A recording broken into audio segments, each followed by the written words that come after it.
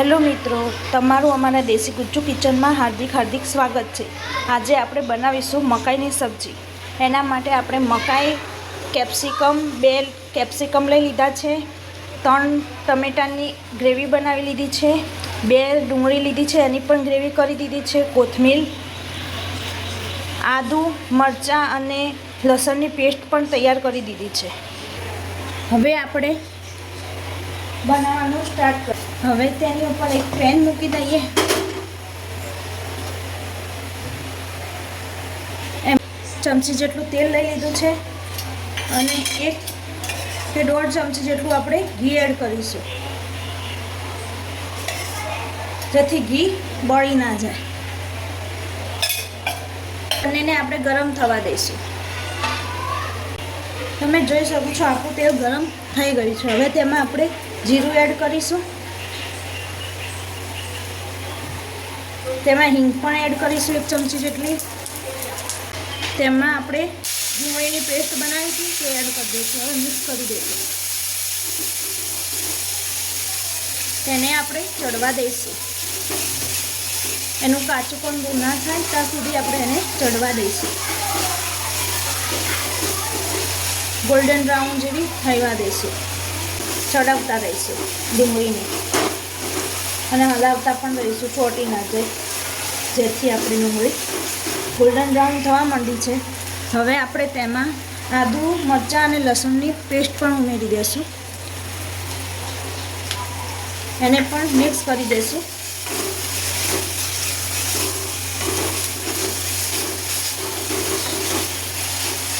અને આપણે થોડી જ ગોલ્ડન થવા દઈશું ડુંગળીને, કારણ કે આપણે આદુ અને મરચાં લસણની પેસ્ટ નાખવાની હોય, એના સાથે સાથે પણ ડુંગળી ચડી જતી હોય છે।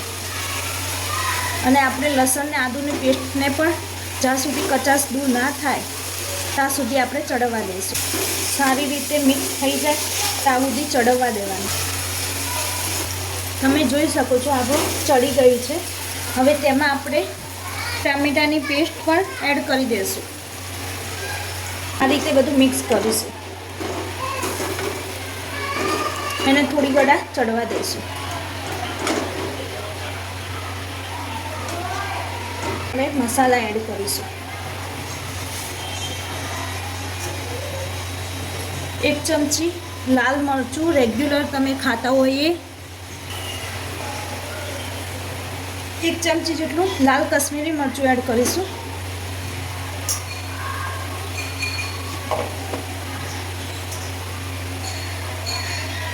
એમાં હળદર એડ કરીશું ચમચી જેટલી,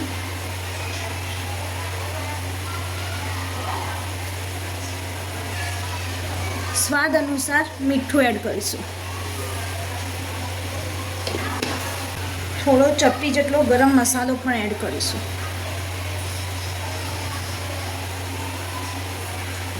હવે તેને મિક્સ કરીશું આપણે।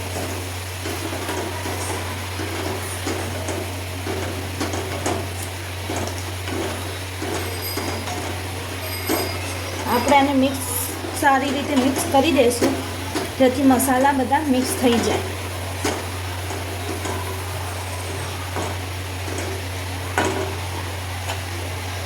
અને આપણે આને ઢાંકીને હવે ચડવા દઈશું। આપણું તેલ છૂટું ના પડે ત્યાં સુધી એને ધીમા તાપે ચડવા દેવા। આપણે ચેક કરીશું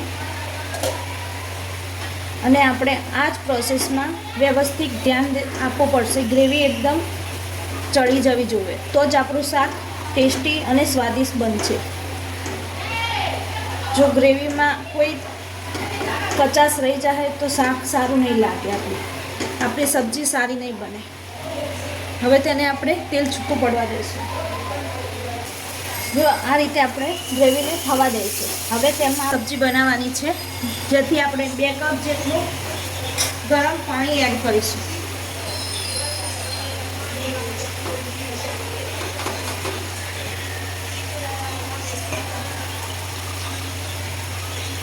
ગ્રેવીને ચડવા માટે 2 કપ જેટલું પાણી એડ કરીશું,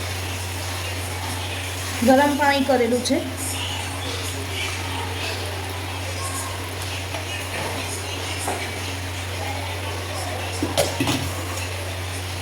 હવે તેને ગ્રેવીને સારી રીતે આપણે ચડવા દઈશું, જેથી આપણી ગ્રેવી સારી બને. આમાં જ તમારે આ પ્રોસેસમાં જ વધારે ધ્યાન રાખવાનું છે.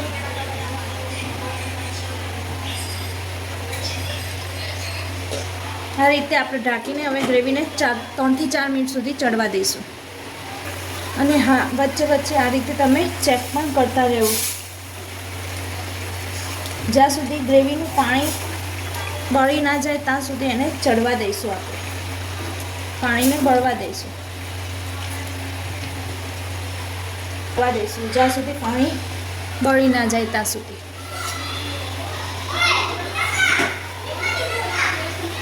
હવે તમારે અંદર મકાઈ એડ કરી દેવાની, જેથી આપણે મકાઈ ચડી જાય.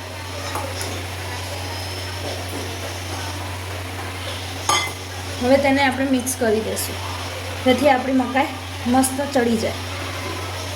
અને હા, શિમલા મરચાંને ચડતે વાર લાગતી નથી, એટલે આપણે તેને પાછળથી એડ કરીશું, મકાઈ ચડી જાય પછી. આ રીતે મિક્સ કરી હવે તેને આપણે ચડવા દઈશું થોડી ઘણા માટે, 4 થી 5 મિનિટ સુધી ચડવા દઈશું. અને હા, આ સબ્જી આપણે ગ્રેવીવાળી બનાવવાની છે, તો તમે થોડું ગરમ પાણી પણ કરીને એડ પણ કરી શકો છો. અને હવે આપણે એને ધીમા તાપે ચડવા દઈશું 4 થી 5 મિનિટ સુધી. આપણે હવે અંદર થોડું ધાણા જીરું પણ એડ કરીશું, જેથી ગ્રેવી થોડી સારી. ધાણા જીરું એડ કરીશું, 1 ચમચી થોડું ઉપર. હવે મિક્સ કરી દઈશું.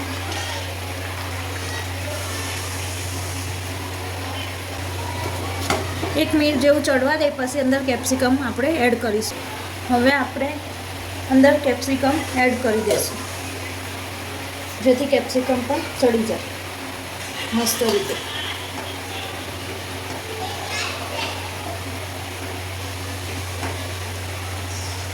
હવે આપણે આને ચડવા દઈશું પાછું ઢાંકીને, જેથી કેપ્સિકમ સારી રીતે ચડી જાય.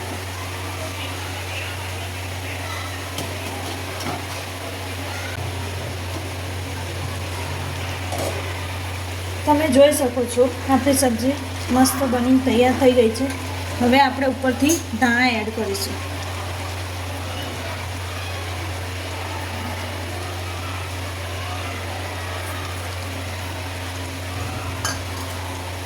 ધાણાને મિક્સ કરી દઈશું. એક પ્લેટમાં આપણે હવે સર્વ કરીશું.